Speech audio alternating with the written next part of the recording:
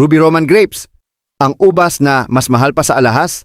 Sa mundo ng mga prutas, may isang ubas na hindi basta-basta mabibili sa palengke. Hindi ito ordinaryong ubas, hindi ito pang fruit salad lang.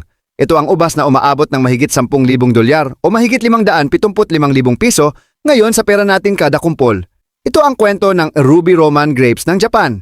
Noong 1990 sa prefecture ng Ishikawa Prefecture sa Japan, may pangarap ang mga magsasaka. Hindi lang basta magtanim ng ubas, gusto nila gumawa ng pinaka-premium na ubas sa buong mundo. Taon ang ginugol sa research, pinag-aralan ang tamis, sinukat ang laki, sinuri ang kulay, hindi ito minadali. Matapos ang halos 14 na taon ng development, ipinanganak ang Ruby Roman. Unang tingin pa lang, kakaiba na agad. Bawat butil ay halos kasing laki ng pingpong ball, matingkad na pula, parang hiyas na kumikislap sa liwanag, pero hindi lang sa laki nagtatapos ang lahat.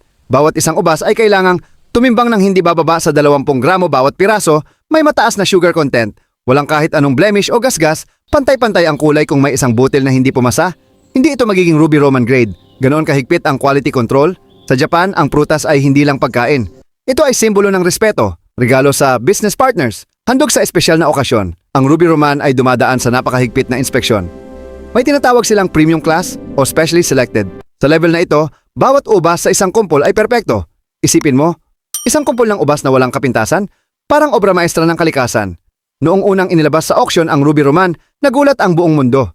Isang kumpol ang nabenta ng mahigit 10,000 dolyar o mahigit 575,000 piso. At hindi ito biro. Binili ito bilang simbolo ng karangyaan at prestihiyo. Sa Japan, may kultura ng pagbibigay ng mamahaling prutas bilang regalo. Para sa kanila, hindi ito simpleng pagkain. Ito ay karanasan, isang luxury experience. Maraming nagtatanong, bakit ubas lang pero ganyan kamahal? Narito ang dahilan. Una, limitado ang produksyon, hindi mass-produced. Pangalawa, mano-manong inaalagaan ang bawat puno. Pinipili ang bilang ng ubas kada sanga para mas maging matamis ang bawat isa. Pangatlo, precision farming. Kontrolado ang araw, tubig at nutrisyon. At pang-apat, branding at kultura. Sa Japan, ang perfection ay isang sining. Sinasabi ng mga nakatikim na, kapag kinagat mo ang Ruby Roman, pumuputok ito sa bibig sa sobrang katas.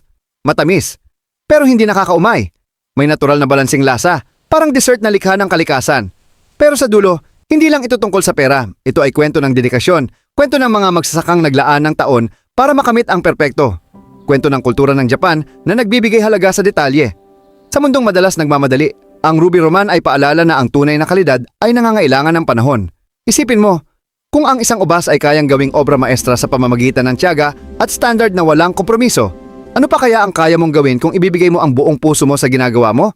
Minsan ang tunay na halaga ay hindi nasusukat sa presyo, kundi sa effort, sa passion at sa commitment sa excellence.